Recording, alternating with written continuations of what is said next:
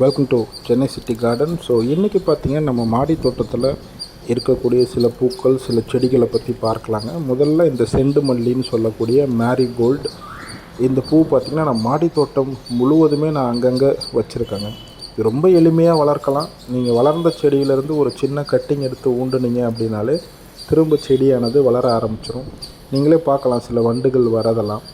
ரொம்பவே அட்ராக்டிவான ஒரு கலருங்க இந்த செண்டு மல்லியானது. வாசனையும் இருக்கும். ஸோ அதனால் கார்டனுக்கு பார்த்திங்கன்னா தோட்டத்திற்கு பல வண்டுகள், பல தேனீக்களை ஈஸியாக இது வர வைக்கக்கூடியது.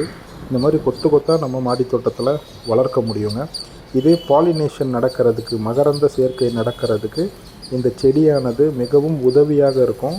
இதை ஒரு கம்பேனியன் பிளான்ட்டுன்னே சொல்லுவாங்க. ஒரு தக்காளி செடி இருந்தால் அது கூட நீங்கள் இந்த மேரிகோல்டு செடி வைக்கலாம். ஸோ அடுத்தது பார்த்திங்கன்னா நீங்கள் இந்த காயின் பிளான்ட் பார்க்கலாம். இது நிறைய பேர் வல்லாரைன்னு நினச்சிக்கிறாங்க. இது வல்லாரை செடி கிடையாது. இது அது சார்ந்த ஒரு சைனீஸ் வெரைட்டி. இது பார்க்குறதுக்கு அதே மாதிரி இருக்கிறதுனால எல்லோரும் வல்லாரைன்னு சொல்லிடுறாங்க. இது பார்த்திங்கன்னா நம்ம சாப்பிட்றத தவிர்க்கலாம். அழகுக்கு இந்த செடி வைக்கலாங்க.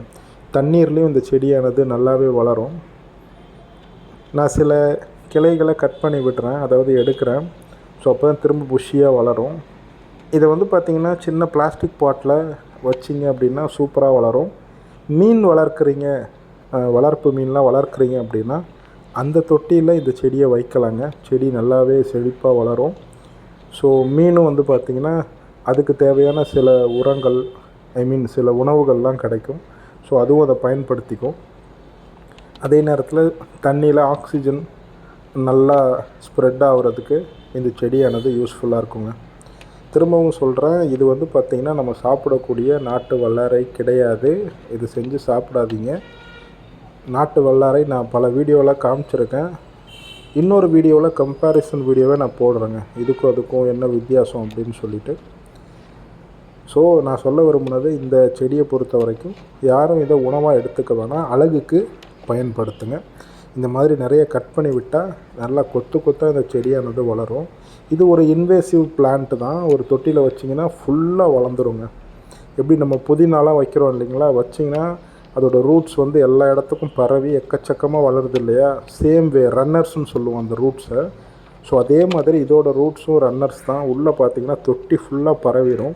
ஸோ பெட்டர் அதை ஸ்ப்ரெட் பண்ணாமல் இது ஒரு சின்ன தொட்டியில் வளர்த்திங்கன்னா நல்லது. பெரிய கார்டன் பெட்டில், ரெய்ஸ்டு பெட்டில் போடாமல் சின்ன தொட்டியில் வளர்த்திங்கன்னா பார்க்குறதுக்கும் நல்லாயிருக்கும்.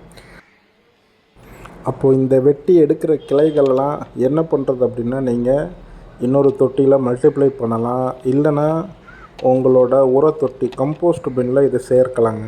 இந்த மாதிரி இன்வேசிவ் பிளான்ட்ஸ் நிறைய பிளான்ட்ஸ் இருக்கும். அதை நம்ம ட்ரை பண்ணி கம்போஸ்டிங்கில் இதை சேர்க்குறதுக்கு இது உண்மையிலே யூஸ்ஃபுல்லாக இருக்குங்க. நான் இந்த மாதிரி நிறைய பிளான்ட்ஸ் நான் வச்சுருக்கேன். சின்ன சின்ன பிளான்ட்ஸ். இதை நம்ம உணவில் பயன்படுத்த மாட்டோம். சில இது மூலிகை செடியாக இருக்கும். அது எல்லாத்தையுமே நம்ம கம்போஸ்டிங்கில் பயன்படுத்தலாம். என்னோடய மாடி தோட்டத்தில் பார்த்திங்கன்னா கீழா நெல்லி, சில விதமான கீரை வகைகள்லாம் பார்த்திங்கன்னா நிறைய வளருங்க. அது நம்ம தினமுமே உணவாக எடுத்துகிட்ருக்க முடியாது. அப்படிப்பட்ட கீரை வகைகளை நான் கம்போஸ்டிங்கில் தான் நான் சேர்க்குறேன். ஸோ அடுத்து என்ன செடின்னு பார்க்கலாங்க. அடுத்து வெண்டைக்காயை பற்றி பார்க்கலாங்க. வெண்டைக்காய் செடியை பொறுத்த வரைக்கும் நான் லாஸ்ட் வீடியோவிலே உங்களுக்கு நிறைய டிப்ஸ் சொல்லியிருப்பேன்.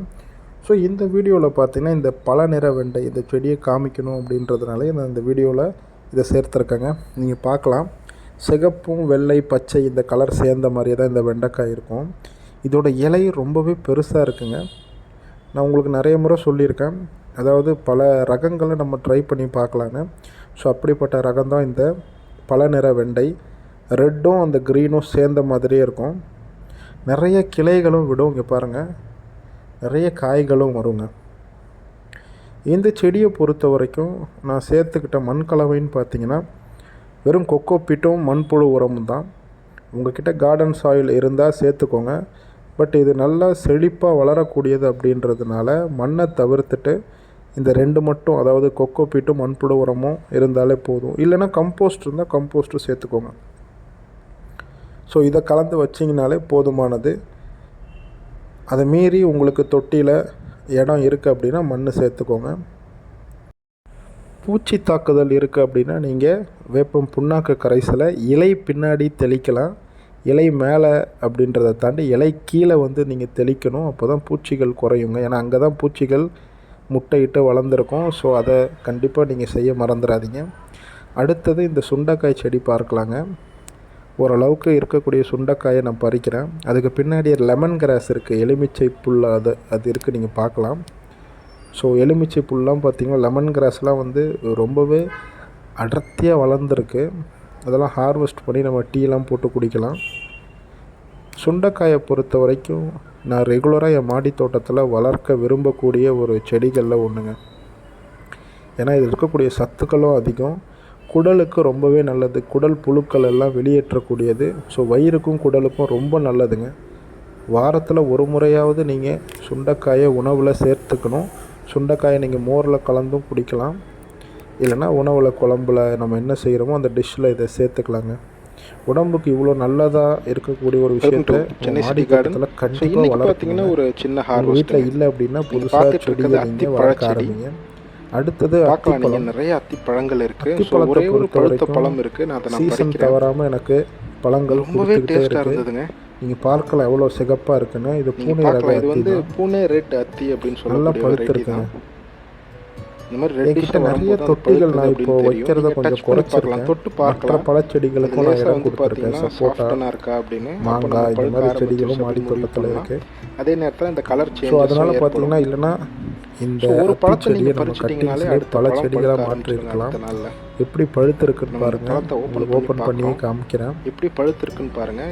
இதே முறையில் நம்ம மாடி தோட்டத்தில் அத்திப்பழங்களை நடவு செய்யலாம். ரொம்பவே எளிமையான முறையில் நம்ம வைக்கலாம். சின்ன தொட்டி போதும். 12 இன்ச் உள்ள ஒரு பாட்டிலே நம்ம வச்சு இந்த மாதிரி அருமையான அத்திப்பழத்தை உருவாக்கலாங்க. நன்றி.